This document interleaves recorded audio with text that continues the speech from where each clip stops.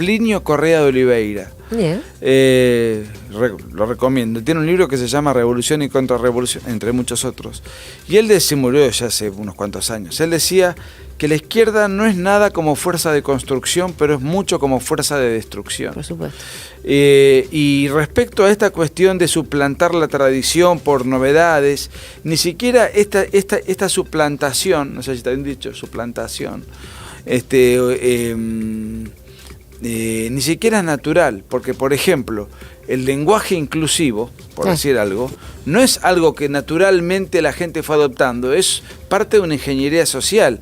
Podemos hablar de eso y de muchas otras cosas, sin duda, que son implantadas a la fuerza, por el peso político de intereses y de una ideología prefabricada que se expande país a país.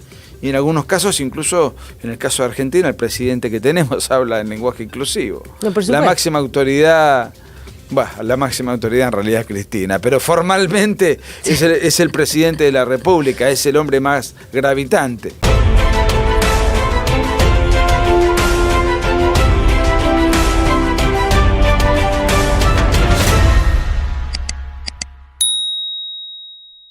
Muy buenos días a todos y bienvenidos nuevamente a Contexto. Habíamos estado fuera porque la verdad es que la contingencia política nos ha tenido a todos y particularmente a mí, como muchos habrán visto, bailando en todos los canales, y la verdad es que no habíamos tenido mucho tiempo sin vida y vamos a seguir así probablemente hasta septiembre, hasta el plebiscito, y no piensen que ahí se termina la cosa porque la fiesta sigue. Así que vamos a tener que seguir bailando incluso al ritmo de la música que uno no quisiera bailar.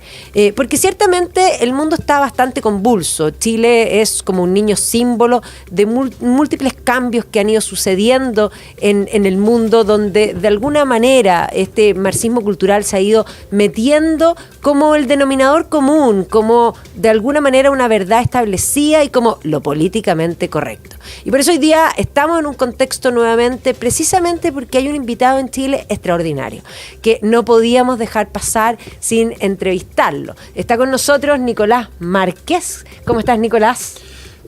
Bueno, muy agradecido, muy contento. Muchísimas gracias por la invitación. Llegué ayer a la nochecita y ya estamos en plena actividad y muy feliz de comenzar mi primer día de trabajo en tu programa. Muchas gracias. Pero felices de tenerte aquí. Bueno, para los que no saben, y si no lo han seguido, desde ahora síganlo, no pueden seguir respirando sin seguirlo. Nicolás Márquez es abogado, es conferencista, la verdad es que es historiador, hoy día ya se ha metido en temas políticos, eres un híbrido humanista, eso me queda clarísimo. Pero eres un conservador, de aquellos como yo también me refiero, yo también me considero en esa vereda, que estamos dispuestos a defender las cosas que se necesitan defender. Y que eso no quiere decir que no estamos dispuestos a cambiar nada. ¿Te defino bien? Bueno, a ver, bastante, creo que sí. Me haces acordar algo que a mí me marcó cuando lo leí. Yo me considero una persona de derecha y tiene que ver, digamos, un conservador es una persona de derecha. ¿Y qué significa ser conservador? Porque también se lo suele confundir con que el conservador es alguien inmovilista. Claro.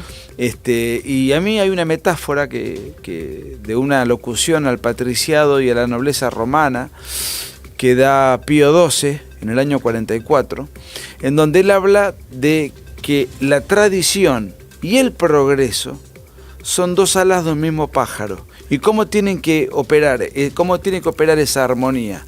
Bueno, y pone esta metáfora. La tradición es como el cauce del río, es un rumbo, es un camino ya más o menos trazado y previsible. Y el progreso es el río que avanza. Sin cauce, si el cauce no tiene agua, eso está pétreo, eso no camina. Y si el agua no tiene un cauce, es un desbande.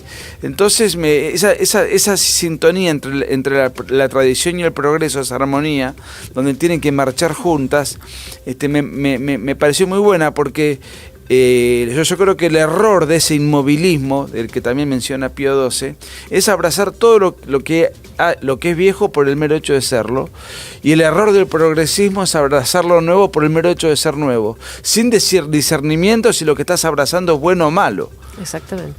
Exactamente. Bueno, ahí está el punto, que generalmente a mí me pasó que yo no tengo partido político, sí tengo pensamiento político, por supuesto, también me considero una mujer de derecha, pero entiendo lo que es la derecha. Soy de derecha porque creo en el individuo y en ese sentido creo que el Estado es un mal necesario, pero tiene que tener cotos, no puede ir más allá. Y creo en la libertad y creo en la libertad como autodeterminación de cada uno, y por lo tanto, sí, que solo la libertad se mueve hacia el bien, que ahí hay ciertos conceptos que hoy día se han desdibujado. Es más, cuando ya entré en política, que fue después de octubre, porque Chile tuvo un momento en el que nadie pudo desentenderse de la política, comenzaron a decirme, bueno, tú eres libertaria. Y dije, bueno, tal vez soy libertaria porque no soy liberal.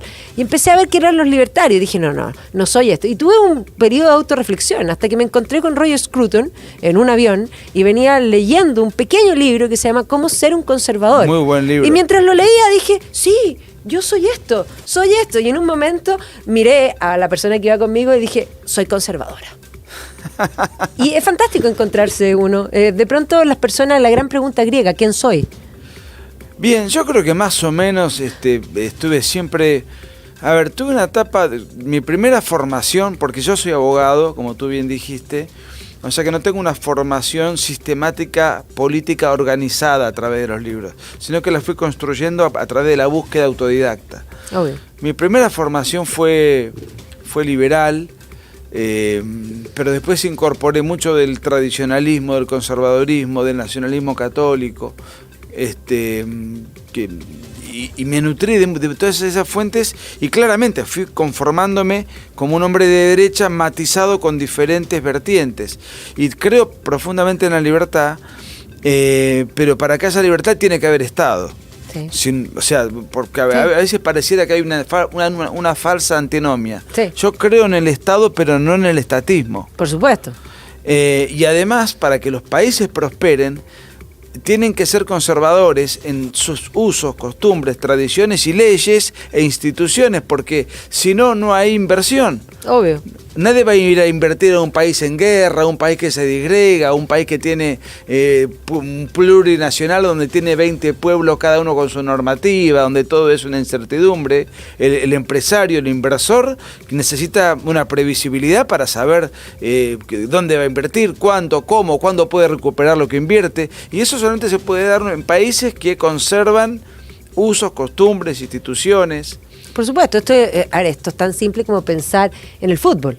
Mira lo que voy a decir, el fútbol tiene 11 jugadores por lado y tiene ciertas reglas. Claro. Pero ¿qué pasaría si de pronto alguien decidiera que va a cambiar las reglas? Bueno, probablemente el equipo contrario diría, no, yo no voy a jugar. Lógico, es lo mismo, es exactamente lo mismo, es como la vida humana. Claro, y si a los países les quitas esa previsibilidad, por añadidura le quitas las inversiones locales o foráneas. Y si no hay inversión, no hay riqueza, no hay creación de puestos de trabajo, no hay movilidad social ascendente. Y hoy en día el gran desafío de uno de los países del planeta es disputarse los capitales que andan por el mundo para llevarlos consigo, para seducirlos. Por supuesto. Bueno, si hacemos lo opuesto a esto que estamos hablando, los vamos a espantar. No, por supuesto. O sea, ahí nosotros aquí en Chile, yo digo que somos el niño símbolo en muchos aspectos. Chile ha sido pionero en muchos cambios, en buenos y malos, pero efectivamente ha sido un símbolo de aplicar, de ser un poco también conejillo de India. Y por lo tanto siempre estuvimos en la retina del mundo. Sí. Y hoy día nosotros estamos viviendo a nivel mundial algo que no es chileno, estoy cierta que no, es mundial. O sea, tenemos esta idea de este progresismo instalado, este progreso que tú planteabas como progreso, simplemente que olvida la tradición, y que además lo hace deliberadamente porque busca crear y muchas veces destruir cosas, ni siquiera teniendo claro qué es lo que va a crear, porque considera que el cambio es bueno por ser cambio, como dices tú. Y un poco... Hay un pensador que a mí me influyó, que creo que fue mucho antes de conocer a Scruton, y que es un pensador oriundo de San Pablo, Plinio Correa de Oliveira. Bien. Lo recomiendo. Tiene un libro que se llama Revolución y Contrarrevolución, entre muchos otros. Y él se murió ya hace unos cuantos años. Él decía que la izquierda no es nada como fuerza de construcción, pero es mucho como fuerza de destrucción. Por supuesto. Y respecto a esta cuestión de suplantar la tradición por novedades, ni siquiera esta suplantación, no sé si está bien dicho, suplantación, ni siquiera es natural, porque por ejemplo, el lenguaje inclusivo, por decir algo, no es algo que naturalmente la gente fue adoptando, es parte de una ingeniería social. Podemos hablar de eso y de muchas otras cosas, sin duda, que son implantadas a la fuerza, por el peso político de intereses y de una ideología prefabricada que se expande país a país. Y en algunos casos, incluso en el caso de Argentina, el presidente que tenemos habla en lenguaje inclusivo. No, por supuesto. La máxima autoridad en realidad es Cristina, pero formalmente es el presidente de la República, es el hombre más gravitante. Sin duda. No, sin duda, eso tú tienes mucha razón, porque y ahí hay una cosa bien importante, y me encantaría también, solo te quiero agregar una frase que tal vez te va a ser útil para tu tradición. Yo soy muy chestertoniana, y Chesterton tiene una frase que es magnífica, y dice que la tradición es la democracia de los muertos. ¡Qué bueno! ¿Ya? Y es verdad, porque la democracia no es solo el hoy, es todo lo que fuimos, todo lo que somos y todo lo que vamos a hacer. Nosotros tenemos un legado que transmitir y por lo tanto el conservar pasa a ser tan importante como el construir hacia el futuro. Muy bueno. Tengo otra frase de Chesterton sobre la tradición. Dale. Él dice que la tradición no es la transmisión de la ceniza, sino la transmisión del fuego. Por supuesto, por supuesto.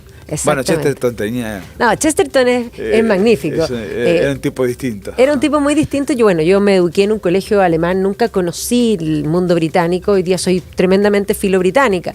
Pero Chesterton llegó a mí providencialmente. Te voy a aprovechar de contar esto antes de que entremos a ciertas materias del marxismo cultural. Pero llegó providencialmente porque yo soy tolkiana y quería traer a Chile a Joseph Pearce la primera vez. Y entonces leyendo su biografía, que había sido un National Front, había estado preso 2 veces, o sea, tenía una biografía, la verdad, muy interesante. Y que estando en la cárcel, por segunda vez, leyendo a Chesterton, porque alguien le llevó un libro por casualidad, inició un proceso de conversión y después se hizo católico. Entonces yo dije, ¿cómo alguien se va a convertir al cristianismo leyendo literatura? Yo no había leído a Chesterton. Y me fui a la librería y le digo, ¿qué tiene de Chesterton? Un librero amigo. Entonces me dice, tengo mucho. Entonces saca varios libros y le digo, démelos todos. Y me fui un verano. Bien arrebatado. Sí. Y me fui un verano y leí a Chesterton todo el verano. Tengo que decir que es uno de mis grandes amigos, porque así como él dice que la tradición es la democracia de los muertos, yo tengo muchos amigos muertos que nunca conocí. Sin embargo, han sido parte de mi formación y por lo tanto el día que me muera espero visitarles, y a Chesterton espero visitarle con una buena cerveza y sentarme a conversar, porque es extraordinario.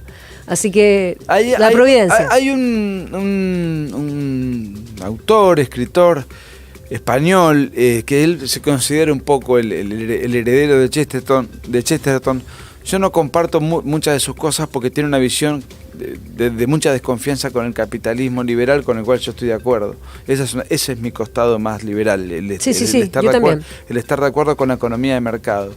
Que es un español que ha ganado incluso premios muy encumbrados, entregados por el rey de España, Juan Manuel de Prada. No sé si lo tenés presente. Lo he escuchado, pero no lo he leído. Bueno, es devoto y él abreva en eso y no es ningún tonto. Y escribe en el ABC. Sí, tú tienes uno más cerca, Borges. Es un gran chestertoniano. Bueno, Borges es un misterio. Porque un misterio, sí. Él se decía anarquista en alguna época, en otra época fue muy cercano al nacionalismo en su primera etapa, y en la última etapa él fue partidario del gobierno militar argentino y del propio Pinochet, con quien se reunió, sí, y cuya reunión le impidió ganar el premio Nobel. Ganar el premio Nobel premio Nobel que sí le dieron a un jerarca del Partido Comunista y estalinista declarado como lo fue Pablo Neruda. Exacto. No le quiero quitar mérito a Pablo Neruda. Lo que quiero decir es... Es que Borges tenía todos los méritos literarios para ganarse el premio Nobel sin lugar a duda. Yo creo que a nivel latinoamericano es una lumbrera, es una cosa... Es un misterio, pero como dices tú, pero es magnífico, es una cosa impresionante. El premio que ganó Bob Dylan no lo va a ganar Borges. Exacto. No, y a mí me tocó leer, yo soy muy filo, yo te dije anglófila, pero también porque me he dedicado al mundo anglosajón y a todas esas leyendas. Y hay un curso que hacía Borges en la Universidad de Buenos Aires que unos alumnos tomaron los apuntes y que lo publicaron como libro. Que tengo que decirte que cuando yo me lo leí, lloré. Pero lloré de emoción. ¿Cuánto me habría gustado estar en esa clase? Habría sido inmensamente feliz. Así que también espero conocerle el día que me muera. Lo iré a visitar. Bueno, pero esto que nosotros estamos hablando de trascendencia, porque efectivamente cuando yo digo vamos a conocer a estos amigos cuando uno se muera, es porque nosotros consideramos de que el ser humano tiene una dimensión trascendente. Pero podríamos decir que tal vez, sin duda, fue el secularismo el que abrió el camino al socialismo. Y hoy día podríamos decir que esta noción inmanente, esta noción materialista que se impuso, es de alguna manera lo que nos tiene y que nos ha alejado de lo que es ser humano como concepto. Aquí me voy a algo muy filosófico. Pero por lo mismo, todos estos ataques comienzan, porque tú diste el ejemplo del lenguaje, pero ese ejemplo no es casual, porque el ser humano piensa en palabras y el lenguaje es lo que moldea pensamiento. Bueno, eso es lo que dice Giovanni Sartori. Sí. Tú alteras las palabras y hay un pensador que a mí me gusta mencionar. He leído 2 o 3 libros de él, pero no he leído más porque no se consiguen. Charles Maurras. ¿Ya? Él decía que la revolución verdadera no es la revolución en la calle, sino es la manera de pensar revolucionaria. O sea, él le temía no a una manifestación, el mayo francés, qué sé yo, sí. No, o lo que pasó acá en el 19, sino que es la manera de pensar revolucionaria del grueso de los habitantes de la comunidad política. Esa es la verdadera revolución. Lo otro podrá ser un acontecimiento policial, controlable o transitorio, sí. Pero la manera de pensar revolucionaria era la verdadera revolución, lo que decíamos Raz. Y uno piensa en palabras. Exacto. Entonces yo lo ato lo de Sartori con eso que tú estás diciendo. Bueno, y de hecho esa revolución que tú tienes toda la razón, lo que dice Morraz, porque efectivamente lo que sucede es que finalmente el espectro social completo, incluso aquellos que pueden definirse opositores, también terminan comprándose un discurso y estableciendo lo que se llama políticamente correcto y anulando la posibilidad de libertad de pensamiento. Hoy día en las universidades no hay libertad de cátedra. Pero no solamente en la universidad. Si yo soy, por lo menos en Argentina, todavía, pero creo que esto es una corriente mundial, global. Lo que pasa es que Argentina, que es lo que más conozco, es casi seguro el país más progresista en términos, hablo como progresismo, hablo del progresismo como algo negativo. Sí. No es que lo vinculo con el progreso, sino con una ideología. Por supuesto. Que para simplificar llamaremos progresismo, ¿no? Es el país más progresista de América Latina.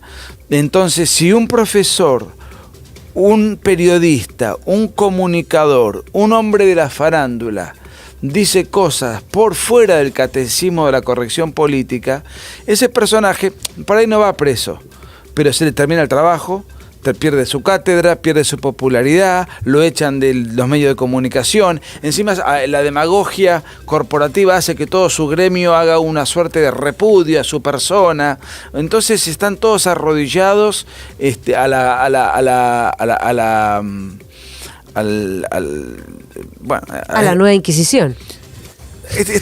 Sí, bueno, es un poco, es curioso, porque ellos criticarían básicamente todo lo que puede haber tenido una autoritas y de alguna manera una visión. Sin embargo, ellos establecen que la verdad no existe y lo plantean como la verdad. Bueno, ya que estamos tirando frases, hay una de Octavio Paz que me gusta mucho y que tiene que ver con lo que acabas de mencionar, ¿no? Pero que me parece interesante para los tiempos que corren, y además esto va avanzando, digamos, con prisa y sin pausa. Él decía que la verdadera dictadura es aquella que no se nota que es una dictadura. Claro. Porque toda esta cancelación ideológica viene acompañada con el libreto de la inclusión, lo multicolor, la diversidad. O sea, tiene palabras que paradojalmente te condicionan el habla, el modo de ser, el modo de sentir, el modo de comunicar, el modo de pensar. O sea, es una cosa muy envolvente, te acorrala, te arrincona. Si podés salir de ahí, pero vas a pagar las consecuencias de la capiti diminutio después. Exactamente. Bueno, es que eso es... Un político que diga algo así. Después qué sé yo, en Argentina capaz que te expulsan del partido, del Congreso por inhabilidad moral, por...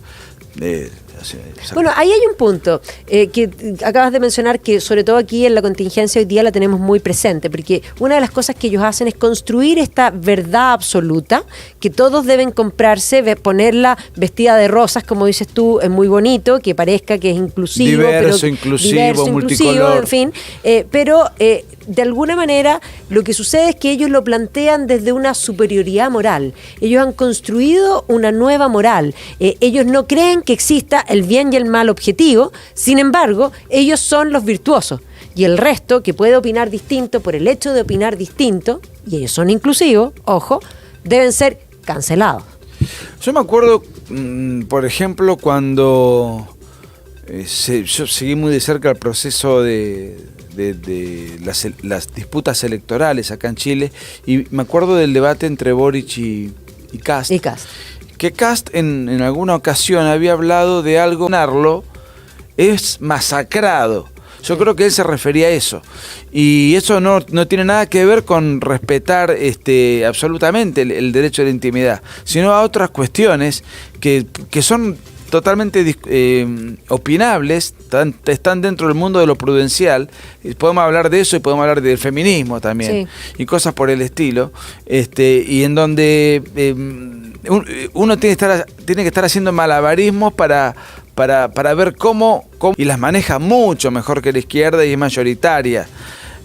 La buena noticia de todo esto es que la gente cada vez mira más redes sociales, más YouTube, más diferentes canales y menos radio, medios diarios de papel, menos televisión formal.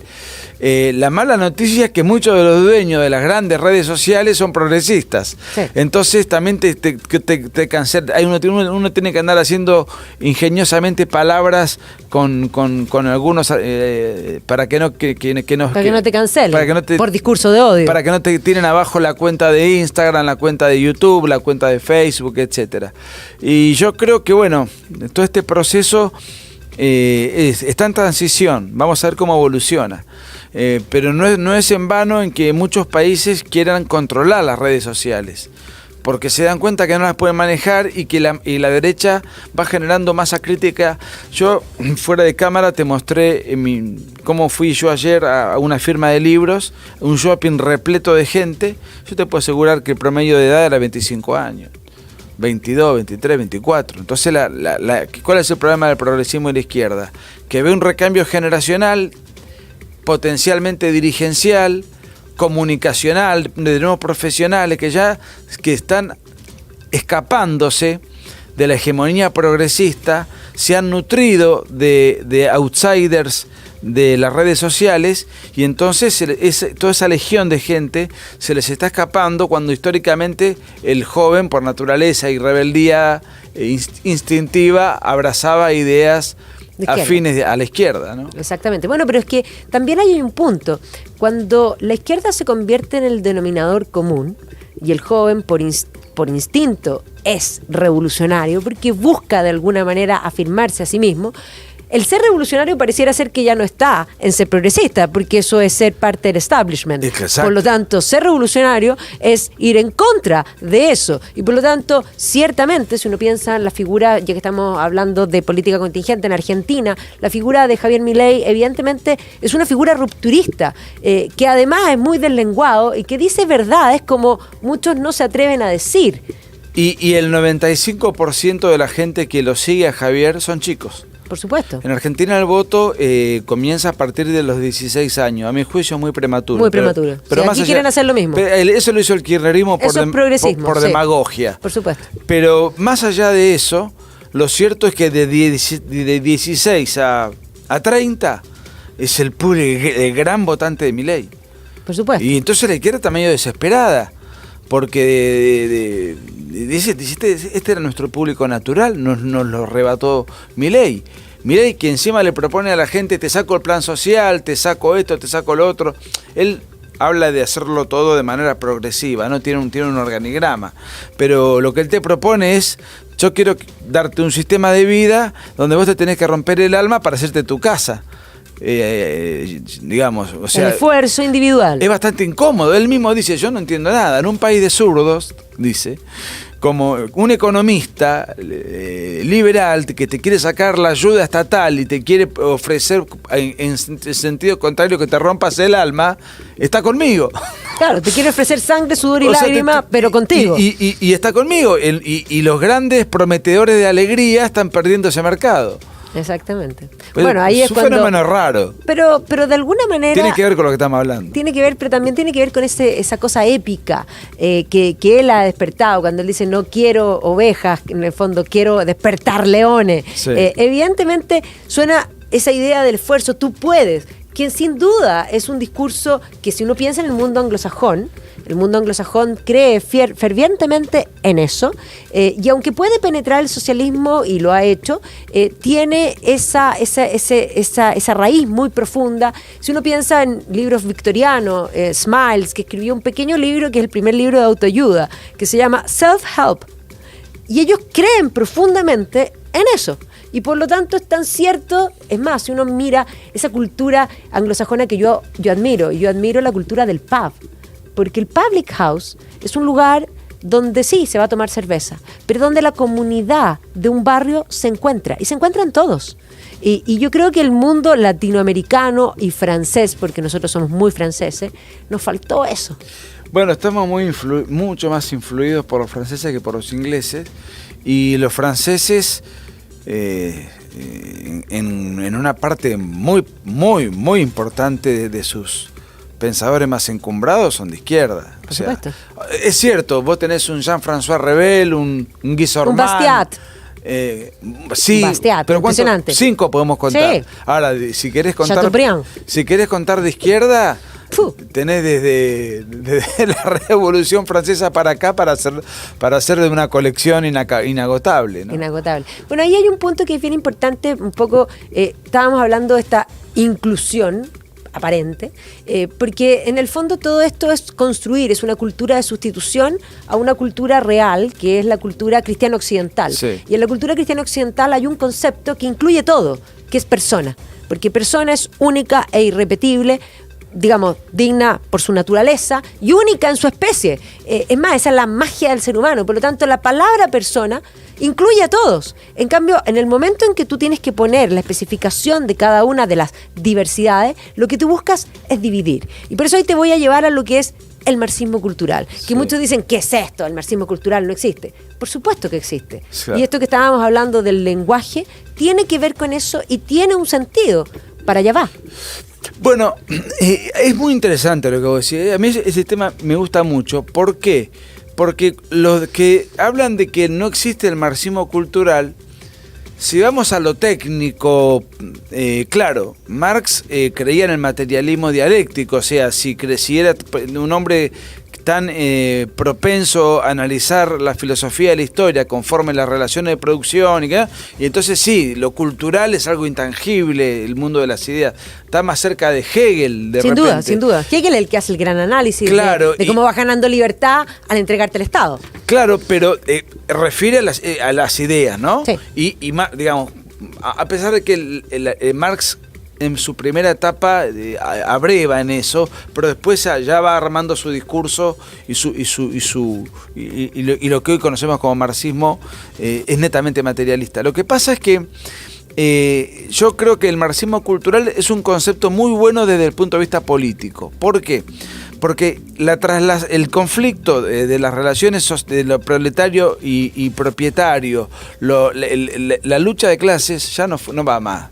Ya nadie lo cree. No, de hecho, las clases sociales es una división decimonónica que tiene que ver con dinero. Hoy día lo que nosotros tenemos son segmentos de consumo. Y el ABC1, A, gana muchísimo, muchísimo más que el B e infinitamente más que el C1. Sin embargo, consumen lo mismo. Hoy día todo está dividido por consumo. Ayer se inauguraba IKEA aquí y habían unas colas. Pero además, la persona incluso de menores recursos, en un mundo libre, tiene muchísimas posibilidades de mejorar su situación. Como dice un antiguo refrán que yo repito, me gusta mucho, el hombre ya no quiere cambiar el mundo, sino cambiar el auto. Y el sistema capitalista te permite cambiar el auto. Sí. Y sacar un crédito y tener tu casa y tener acceso a un sinfín de cosas. Entonces ya a la izquierda se le acabó aquello de ir a las fábricas a agitar, a reclutar obreros, a reclutar digamos, ¿qué haría hoy un Miguel Enríquez? ¿A quién se dirigiría? Antes se dirigía al pueblo oprimido, etcétera, etcétera. Hoy estaría predicando en el desierto como un loco delirante, digamos, absolutamente solitario. ¿Qué ha hecho la izquierda? Trasladó el conflicto dialéctico material al plano de sectores culturales. Entonces aparece la homosexualidad como una suerte de minoría cultural oprimida por algo que han dado en llamar heteropatriarcado. O aparece la mujer como un sector oprimido por un sistema de dominación que es el patriarcado. Claro. O aparece un aparente hombre aborigen oprimido por el hombre europeo.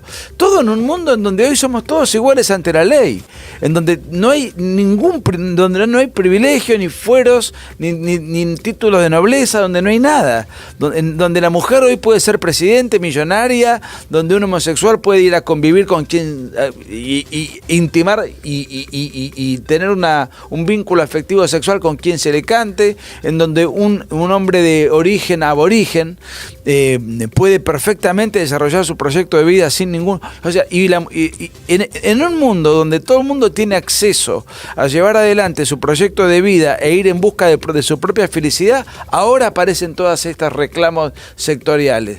Esto es un artificio de la izquierda que se ha reconvertido, lo ha hecho con éxito y está generando un daño brutal en el momento en el cual nunca tuvimos tantas posibilidades de vivir en mayor concordia y con mayor prosperidad. Nunca como ahora. Y ahí los activistas políticos se hacen dueños de una causa que pueden ser muchas causas justas, porque si uno piensa, el feminismo de primera ola, segunda ola, tercera ola y cuarta ola son muy distintos.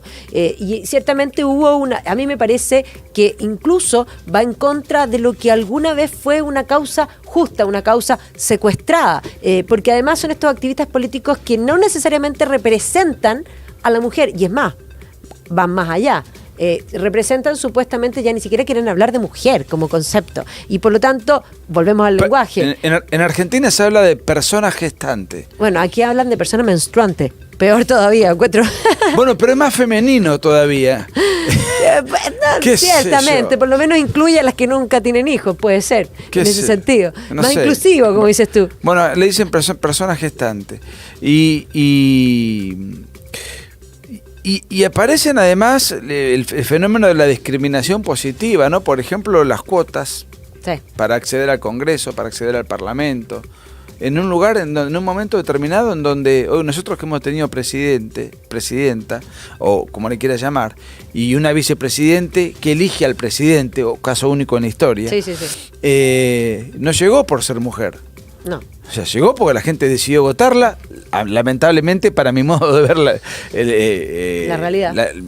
Mi mundo, mi país. Pero ustedes tuvieron su experiencia y muchos otros países.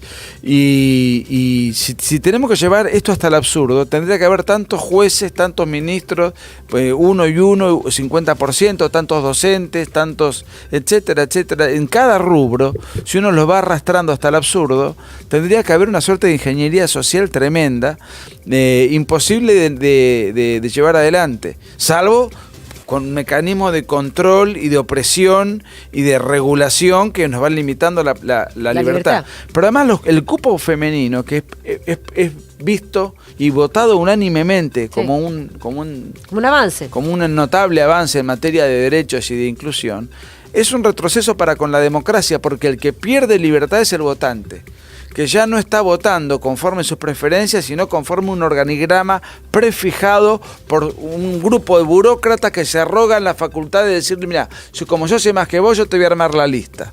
No, por supuesto, pero además va en contra del concepto de la misma igualdad de mujeres y hombres, porque supone que las mujeres son menos y que por lo tanto necesitan una cuña, porque de lo contrario la ciudadanía no las elegiría, porque en rigor son menos valiosas. Entonces es una cosa muy curiosa, porque si tú eres tan valiosa como, con el hecho de que, por ejemplo, uno dijera, tienen que llevar candidatos, eso puede ser de entrada, pero no de resultados, porque el resultado es la ciudadanía la que se expresa, y puede ser que una mujer se sienta representada por un hombre, o que un hombre se sienta representado por una mujer. Pero por supuesto.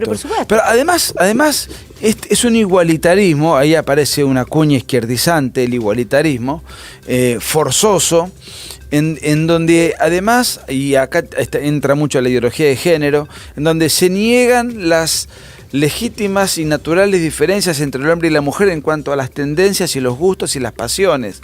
Por ejemplo, prácticamente yo nunca vi en mi vida una mujer que sea mecánico de automóviles o ingeniera aeronáutica, o sí vi muchos más mujeres dedicadas a la docencia. Yo que soy abogado, a pesar de no ejercer, es mucho más propensa a la mujer a ser abogada de familia que penalista. No es que no haya penalistas. No, por supuesto, y no es que no haya mecánica, y no es que no haya ingeniera, tendencialmente, por supuesto que las hay. Sí. Ahora, pretender de que todo es una formatear esas social. Tendencias, igual, bueno, hasta acá no, ya tenemos la suficiente cantidad de abogados de familia, ahora dedicate al derecho pesquero. No, o sea, en lugar de que todo fluya en libertad, hay una ingeniería social que cada vez es más gravitante y más agobiante. Bueno, tiene que ver con esa idea, que estábamos hablando de progresismo, y si uno piensa que después de Kant, donde la verdad ya no se puede alcanzar, surgen dos corrientes, una es el idealismo y el otro es el positivismo, y un poco si uno piensa en Comte es el primero que habla de ingeniería social propiamente tal, es el primer sociólogo en rigor, y él habla de este concepto orden y progreso. O sea, ¿quién va a ordenar? Bueno, alguien que te va a quitar la libertad, ya, porque esa sería la forma o la única visión absoluta de progreso. Exacto, y la realidad es que bueno, acá hay una desconfianza en el orden espontáneo. Exacto. Porque tiene que haber una autoridad centralizada que planifique y organice, pero todo en clave ideológica, estamos hablando en clave igualitaria. Y yo creo que por ahí pasa lo que conocemos como marxismo cultural. Sin duda. Sea, que académicamente la palabra pueda no encajar. Bueno, estoy de acuerdo, pero políticamente sí, y además es una manera de identificar estas tendencias con la izquierda, con la nueva izquierda. Sí. Con la nueva izquierda, las nuevas formas de las nuevas caretas que usa hoy la izquierda para presentarse en el siglo XXI. Un poco lo que planteaba Scruton, esta nueva izquierda, que son agitadores y que de alguna manera él los llama tontos, literalmente, en su libro, y que tienen esta idea de que todo es una construcción social, o sea, deconstruir. Y esta deconstrucción, que está bastante ya asimilada, podríamos decir, pasa a ser, porque ellos dicen la verdad no existe, pero lo dicen como una verdad. Y una vez que deconstruyen, ellos construyen un nuevo relato, porque viven del relato, y esos relatos son pétreos. Y eso incluso va no solo al presente, sino que va al pasado. Y de alguna forma el pasado pasa a ser visto de una forma, y ellos ya no quieren el revisionismo histórico, que es algo muy natural, porque la historia la hace el historiador, y la hace el historiador con las fuentes que tiene en el minuto en que vive. Y muchas veces se van desclasificando fuentes, y por lo tanto la historia se vuelve a reescribir. Si pensamos 1989, a 200 años de la Revolución Francesa, el revisionismo histórico hizo literalmente, y en buen chileno, bolsa. Destruyó el mito de esta revolución magnífica que solo había traído bienestar. Yo no pongo en duda que la Revolución Francesa tuvo algunos puntos a favor. Yo doy el punto de la igualdad ante la ley. Ahí me detengo a pensar profundamente y sí, agrego el sistema decimal de pesos y medidas, que creo que fue fabuloso, pero el resto fue un proceso espurio y que incluso por las ganancias, los costos fueron demasiado altos en vidas humanas como para celebrarlo. Sin embargo, en 1889, a 100 años, el relato era clarísimo. Esto es maravilloso. Pero a 200 años ya no lo era. Bueno, ¿por qué te pregunto voy para allá? ¿Por qué voy a la historia? Porque tiene un dato que me parece muy importante, que es que cuando se hizo el festejo de los 200 años de la Revolución Francesa, no se aclaró que con la Revolución Francesa murió más gente que en las 40 coronas francesas que precedieron a la Revolución Francesa. Todo eso, digamos, es un accidente de la historia. por supuesto. Bueno, y ahí tenemos varias cosas que son así del revisionismo histórico. Por ejemplo, cuando todos levantan la voz y dicen la Inquisición. En toda la historia de la Inquisición, toda la historia, que solamente fue tribunal permanente del siglo XVI en adelante, es decir, en el marco de la Contrarreforma, que básicamente es el periodo de las guerras de religión, que es el periodo de mayor intolerancia en la historia. Pero toda la historia, incluido el medioevo hacia atrás, que dicen que es oscuro, pero porque no entienden y repiten todo, pero básicamente murió mucha menos gente que con la quema de brujas de los calvinistas. Bueno, en número. Por eso cuando ahí me hablaste de Inquisición, cuando hablábamos de la cancelación ideológica, de estas nuevas formas, yo dudé porque considero que la Inquisición, esto que voy a decir va a sonar políticamente incorrecto, va a sonar brutal. Dale. Trajo muchos avances en materia de garantías jurídicas, por ejemplo. Por ejemplo, la posibilidad de tener un abogado defensor. La posibilidad de tener una doble instancia en el proceso inquisitorial, sí, claro. La posibilidad de arrepentirse y ser perdonado. Sí, claro. Y de hecho, muchos presos, en aquella época la libertad y la tolerancia no existía en ninguna variable. No. Y muchos presos políticos blasfemaban desde las cárceles para ser trasladados a las cárceles de la Inquisición. Yo con esto no quiero hacer una apología, lo que quiero es matizar cómo ha sido escrita, cómo ha sido satanizado un periodo que trajo muchos avances en materia de garantías jurídicas. No, por supuesto, y ahí si nosotros miramos, por ejemplo, la historia jurídica, ya que tú eres abogado, una de las cosas que se ha instalado... Esto no me lo enseñaron en la facultad, te lo aclaro. Te lo aclaro.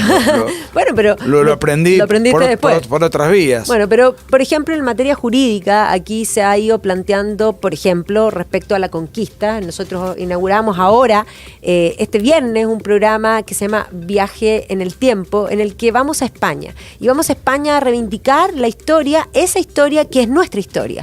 Y hay uno de los capítulos que es fundamental de este mundo hispano, que supuestamente en el discurso políticamente correcto, la conquista fue un saqueo. Todos los españoles eran malos y todos los aborígenes eran buenos. Eso es una caricatura.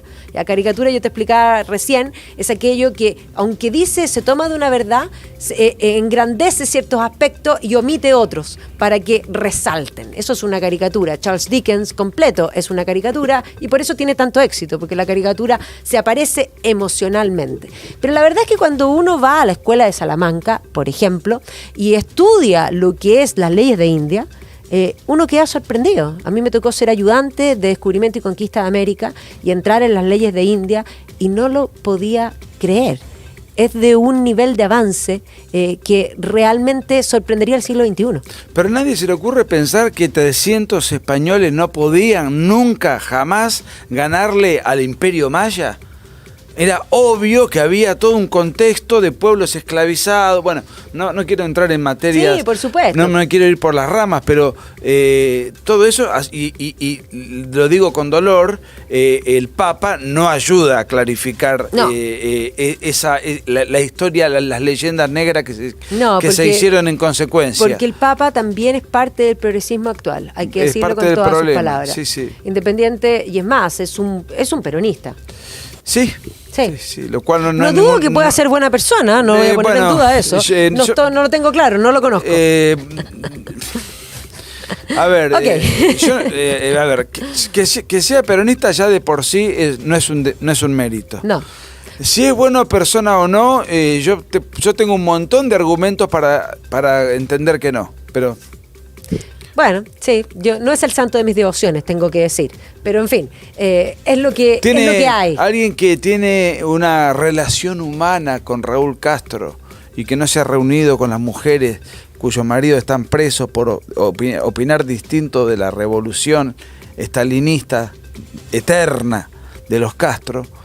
Bueno, la verdad que humanamente se llevará bien con el tirano sanguinario Raúl Castro, pero desde otro, pero digamos, Sí. en cuanto individuo, en cuanto pastor ejemplar, bueno, no, está bien, no es ex cátedra lo que está diciendo, pero como eso podemos estar toda la mañana repasando acciones y anécdotas del Papa que a mi juicio lo desdibujan como un arquetipo a seguir. Estoy de acuerdo, estoy totalmente de acuerdo. Creo que está infectado el progresismo y es más, me hace recordar a Pío XI todo el tiempo y digo, debe estar revolcándose en la tumba.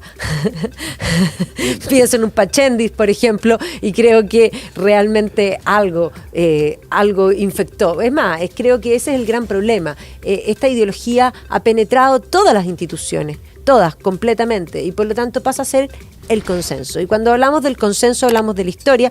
Tú has estado escribiendo muchas cosas. Escribiste este libro negro en el fondo de la nueva izquierda, que un poco hoy día todos hablan de los libros negros después de que se cayó la Unión Soviética, este grupo de estructuralistas marxistas franceses, escribieron el libro negro del comunismo, que fue tremendamente impresionante en el sentido de que no eran personas de derecha. No, nadie esperaba que el resultado de esa investigación fuese lo que fue.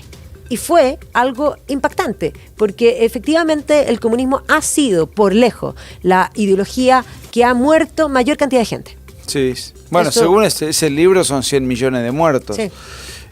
Una cifra que deja al nacionalsocialismo reducido a la insignificancia. No le quiero quitar ningún rasgo de crueldad al nacionalsocialismo. No, son perversos también. Pero lo que digo es que,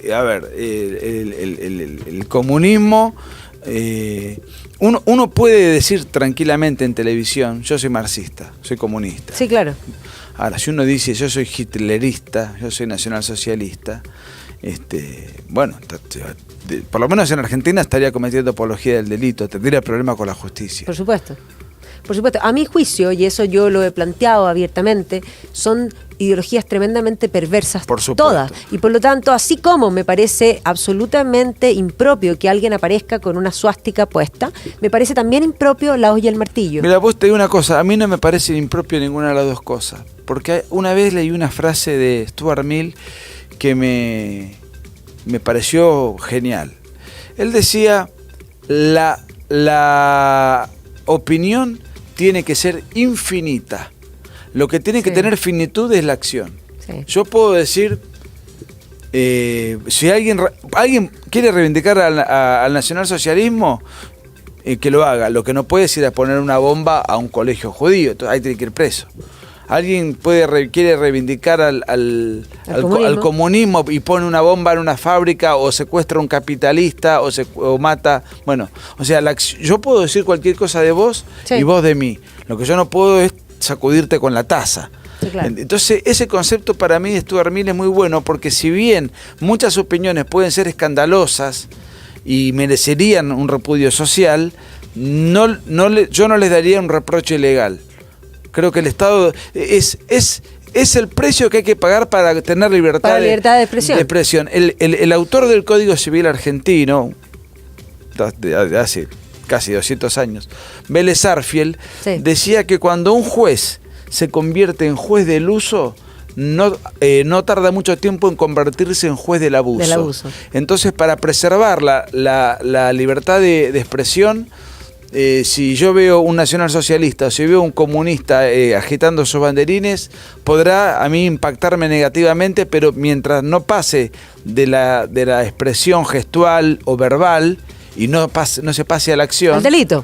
Yo digo hasta ahí... Bueno, esto es como la vida humana, porque alguien podría decir una expresión frente a algo y decir, ¡ay, lo mataría! Pero eso no quiere decir que tenga una intención real de tomar un arma y efectivamente matar a nadie. Fíjate Estados Unidos, ¿no? Un país que, bueno, hoy hablabas vos de los ingleses y tu admiración por los ingleses y obviamente Estados Unidos, por supuesto, es un hijo de todo eso con características propias, ¿no? Pero Estados Unidos tolera, y de hecho hay, y hacen sus reuniones, pero no cometen delitos, el Ku Klux Klan.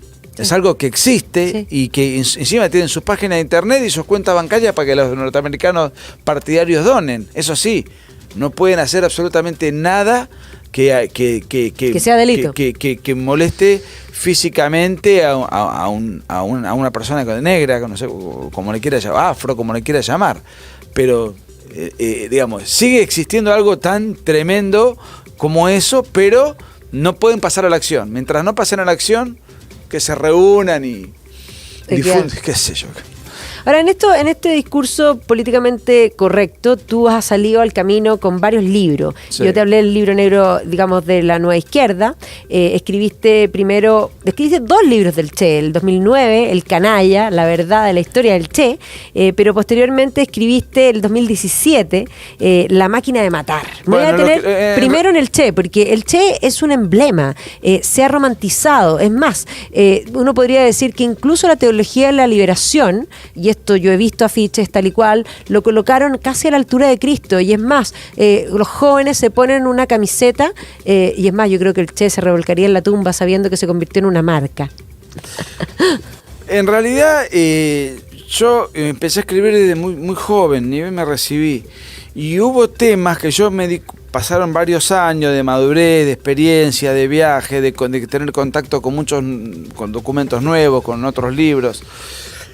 Me di cuenta que mi primer libro, El Canalla, podía ser muy superado, mucho mejor escrito, mucho mejor documentado. Entonces hice La Máquina de Matar y no reedité nunca más El Canalla y el libro que está en La Máquina de Matar.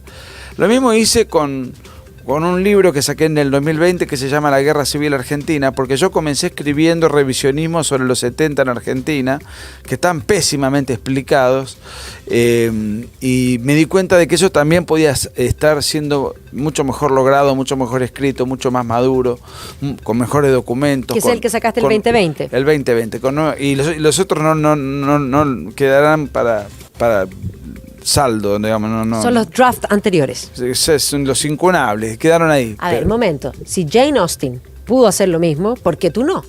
First Impression se convirtió en Sense and Sensibility. No, en First Impression se convirtió en Pride and Prejudice.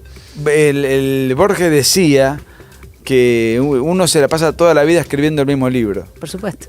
Pregúntale a Tolkien. Claro.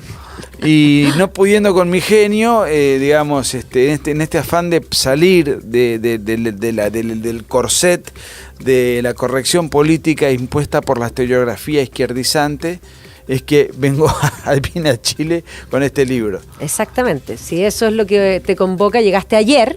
Y ayer estuviste firmando este libro sobre la historia de Salvador Allende, que es otro, así como el Che, de estos inmortales, básicamente. Sí. Estos hombres que se convirtieron, y voy a dar un ejemplo muy lejano, pero como Magá.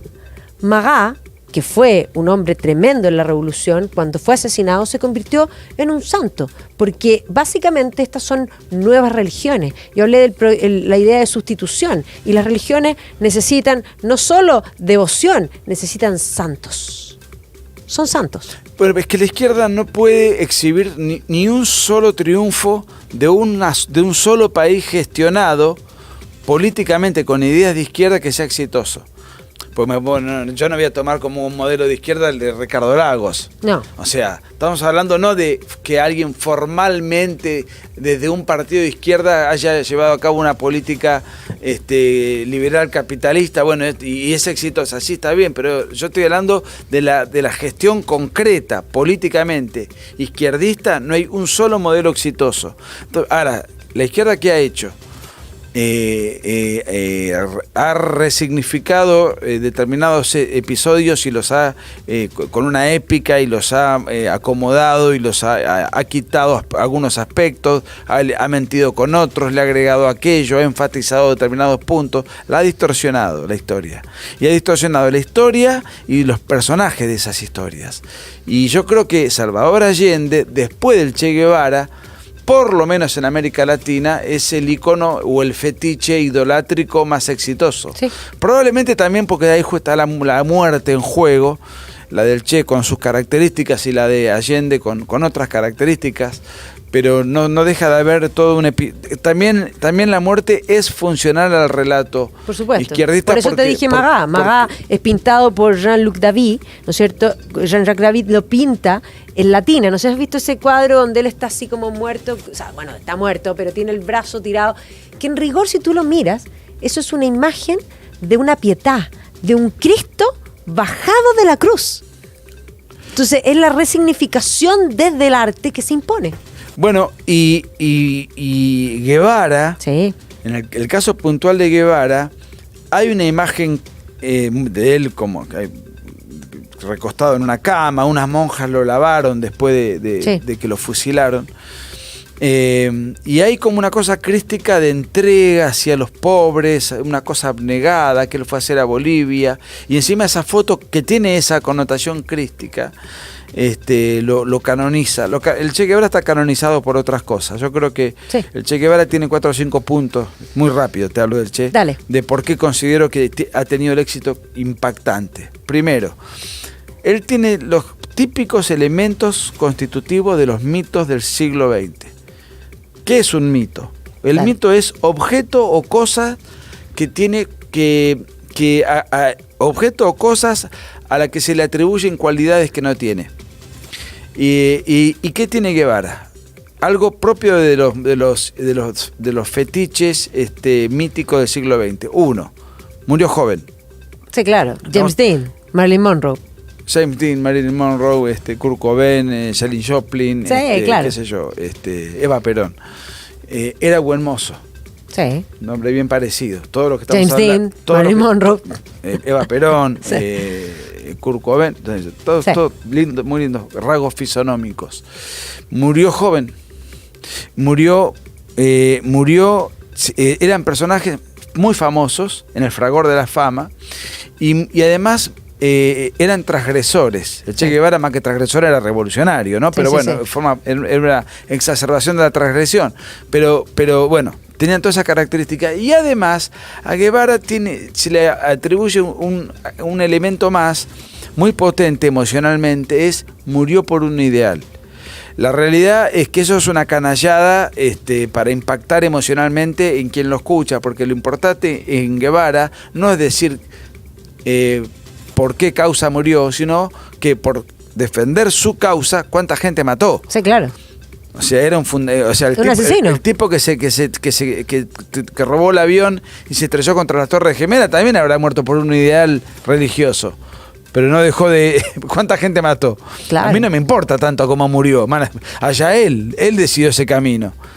Lo importante es cuántos muertos se llevó puestos para imponer un ideal que además después la experiencia concreta demostró que no servía para nada.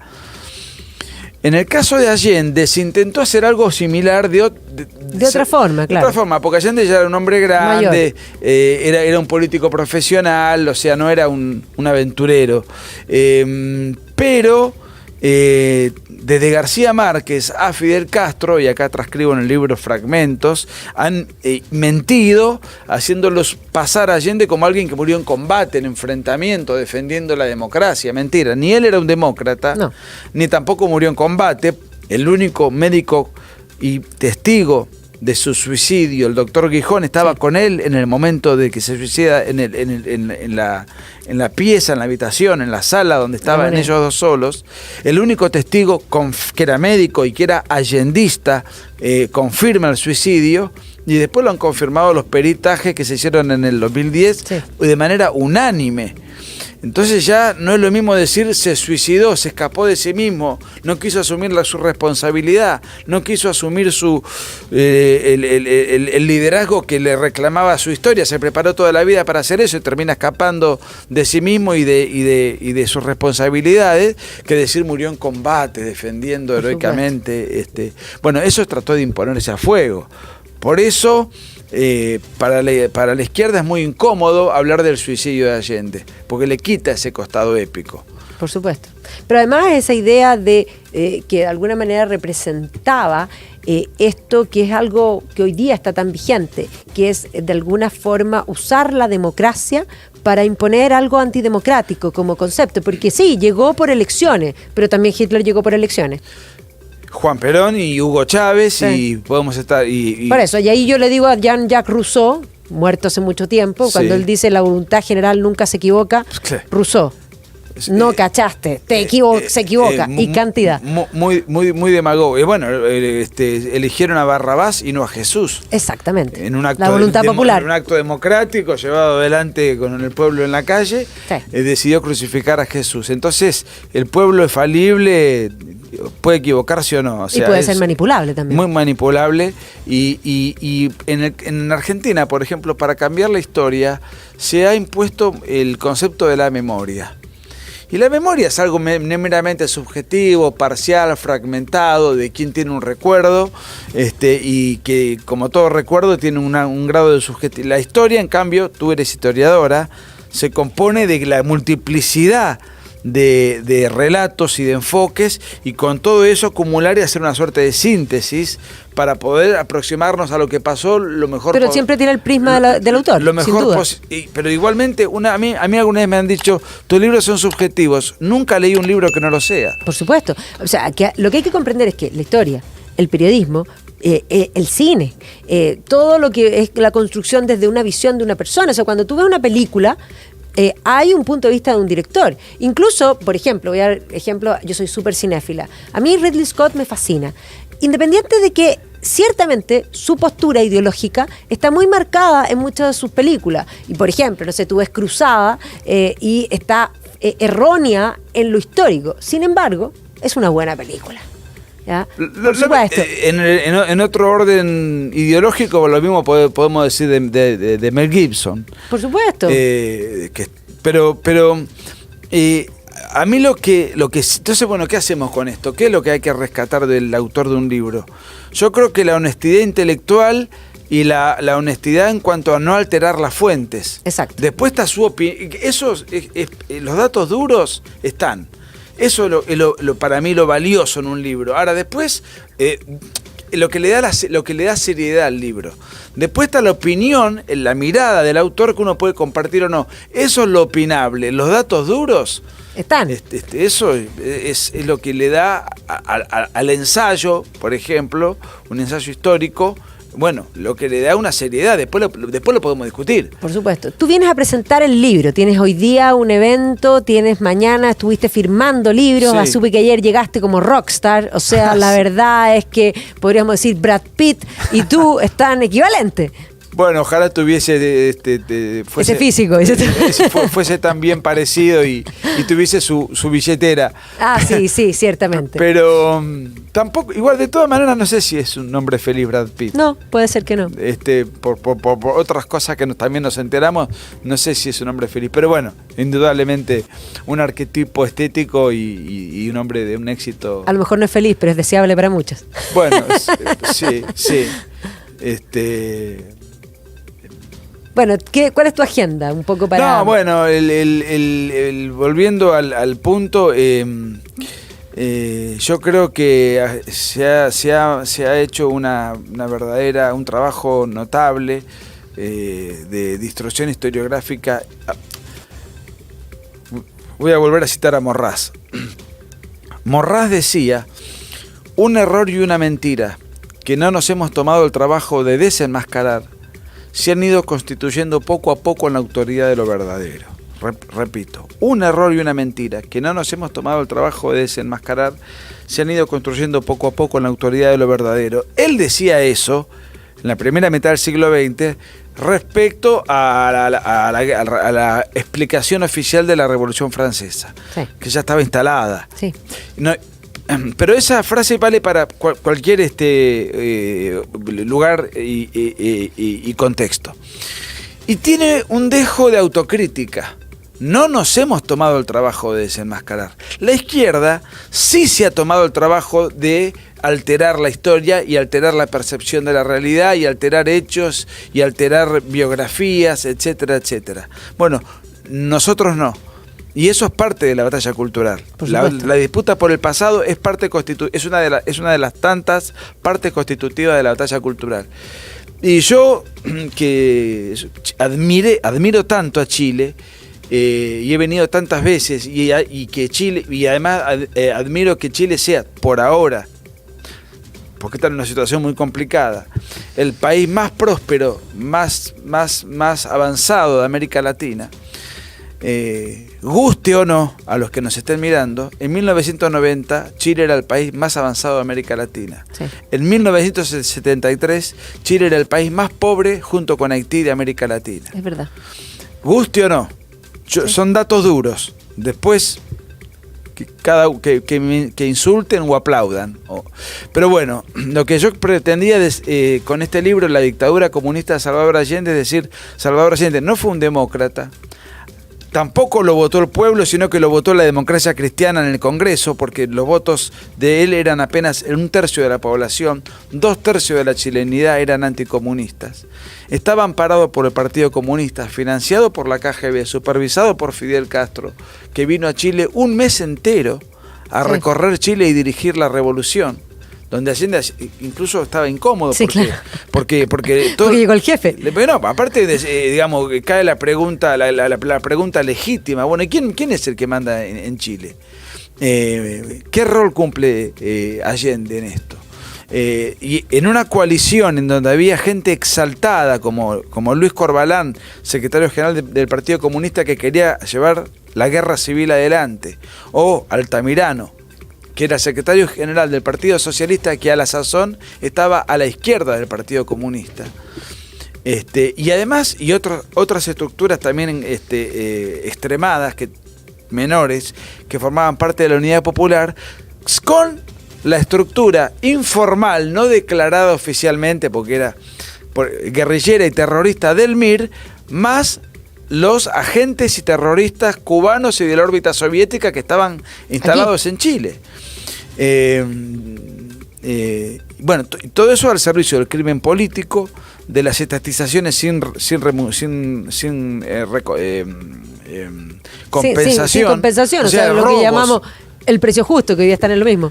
No, digamos, bueno, justo impuesto por el Estado, por eso. A punta de pistola, en donde no funcionaba el Congreso, no funcionaba el Parlamento. Yo acá tengo, por ejemplo, sentencias judiciales en el libro, donde dicen, acá hay que devolver esta determinada cantidad de tierras expropiadas por los guerrilleros. Y Allende responde, no se van a devolver porque esto es una revolución, y si las sentencias judiciales no son coincidentes con la revolución, serán desoídas. Claro. Allende lleva adelante una dictadura, la persecución a la prensa, la persecución a los opositores, a los huelguistas, etcétera, etcétera, etcétera. El crimen político, las guerrillas operando, gravitando, imponiendo. Y además, en minoría. Porque eran una minoría. Sí, claro. O sea, Allende cuando cae, no cae porque hubo un cuartelazo militar latinoamericano, vulgar. No. Cae después de un montón de tropiezos políticos que la chilenidad le da en el año 73, cuando se da cuenta de que son mayoría y que pueden hacer retroceder a la dictadura.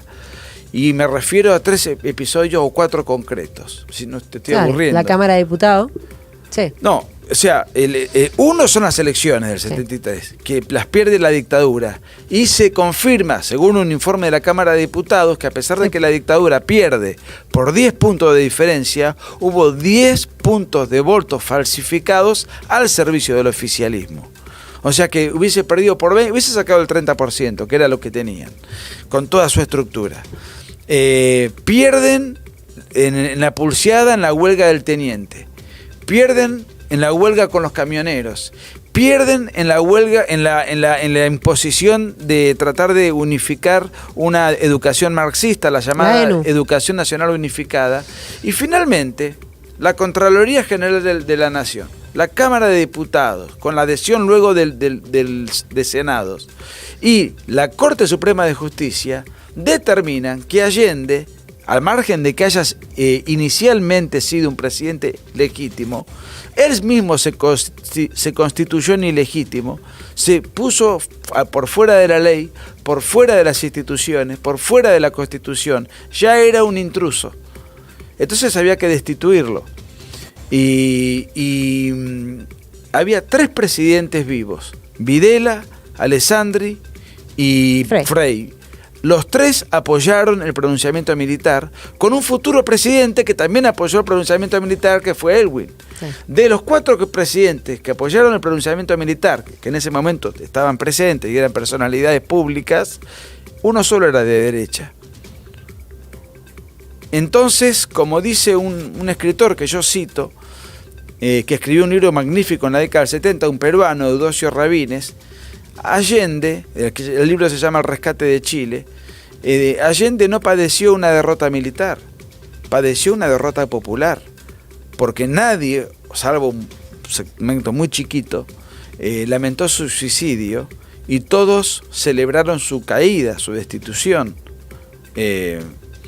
Esos son datos objetivos, son datos ciertos, no se pueden negar, están pero recontra documentados, y eso yo lo expongo en este libro.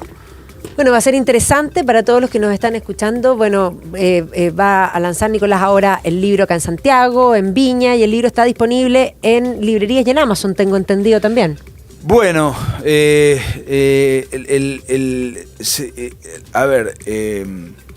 hoy va a ser la presentación oficial abierta al público.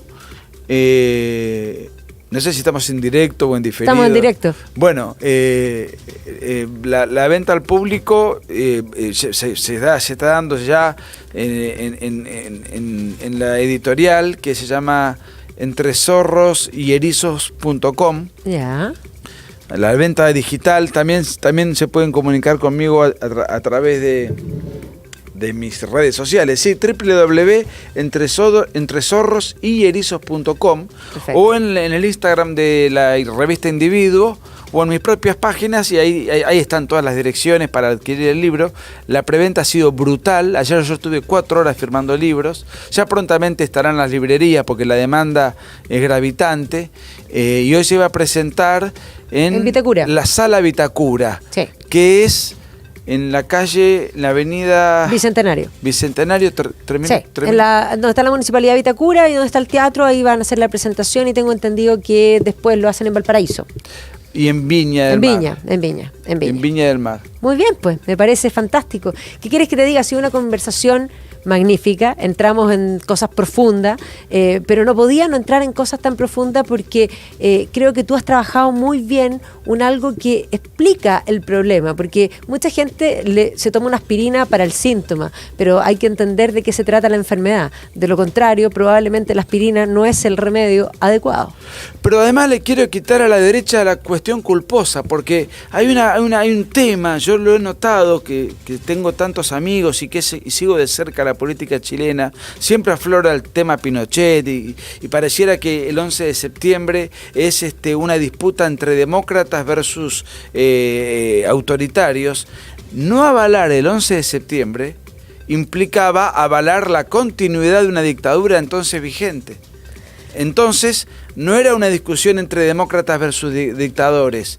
Había 2 sistemas, y había una dictadura que además había empobrecido y aplastado a Chile en la carestía, en la postración, en las hambrunas, en el desabastecimiento, y además de la represión y de la guerrilla y del terrorismo, del castrismo y de la conversión de Chile en un satélite soviético. Por supuesto que no llegó a ser Allende Fidel Castro, porque Fidel Castro para mí fue un dictador totalitario y Allende un dictador autoritario. Son distintos niveles de intensidad. Una vez leí de un sociólogo argentino que me gusta mucho, Juan José Sebrelli. Él decía, ¿cuál es la diferencia? El gobernante autoritario quiere del pueblo la obediencia. El totalitario, además de la obediencia, quiere la adhesión. Entonces ahí aparece la educación en las escuelas, la propaganda, el culto a la personalidad, la cuestión idolátrica del jefe, del líder y la unanimidad, digamos. Sí, claro. Él aspiró a eso, trató Por supuesto, de hacerlo. la ENU intentó. No le dio, como decimos los argentinos, no le dio el cuero. Pero llegó así a ejercitar una dictadura autoritaria. Se pretendió llegar a más y una minoría intentó apabullar a una mayoría. Cuando esa mayoría toma confianza y conciencia de sí misma, bueno, entra en acción y acaba derribando a ese gobierno ilegítimo y dictatorial que encarnó el protagonista del libro. Te agradezco infinitamente, Nicolás, por tu tiempo, por esta conversación que estuvo fantástica. Tendremos que tener otra más adelante, pero la vamos a tener en la tarde y no con café. Yo encuentro que esto amerita como cerveza, yo creo que un whisky, porque la conversación debiera ser muy larga. Tengo tanto que conversar contigo. Bueno, veo que compartimos un vicio común, los pubs. Exactamente. A mí me encanta. A mí me fascinan. Así que y la verdad es que todo, como digo yo, cuando uno dice, bueno, la vida está complicada, bueno, me tomo una cerveza. La vida está contenta, bueno, me tomo una cerveza. Siempre hay una buena razón para ir al pub. Sí. Así que te agradezco, Nicolás, les agradezco a todos ustedes este regreso, pero en gloria y majestad de Contexto con este invitado. Me siento realmente contenta y vamos a estar acompañándolos, espero continuamente con este programa y en un rato más. No se vayan porque volvemos con No Más TV y va a estar Nicolás con nosotros. Así que nos vemos. Si te gustan mis videos, si te gustan mis libros, si te gustan mis conferencias, yo ahora voy a estar abocado en este canal de YouTube a dar una serie de videos todas las semanas durante todo el tiempo. Ello requiere de tiempo, de preparación, además de todas las actividades intelectuales que uno lleva adelante. Si estás de acuerdo con lo que hago, si te sentís identificado y representado, ten en cuenta que estamos dando una batalla cultural contra toda la progresía, contra la agenda globalista. Y muy desigual. Nosotros no disponemos de fondos y ellos disponen de fondos ilimitados. Entonces te invito a que si estás de acuerdo y podés, dame una mano. Tenés Patreon para colaborar con lo que puedas y de esta manera poder facilitar que todo este trabajo y todo este esfuerzo siga siendo posible. ¿Dónde está? ¿Cómo haces para poder colaborar? Bueno, en la descripción del video ahí está el link de Patreon. Con lo que puedas. Todo suma y todo sirve para que este trabajo que vengo realizando dé sus frutos. Un abrazo.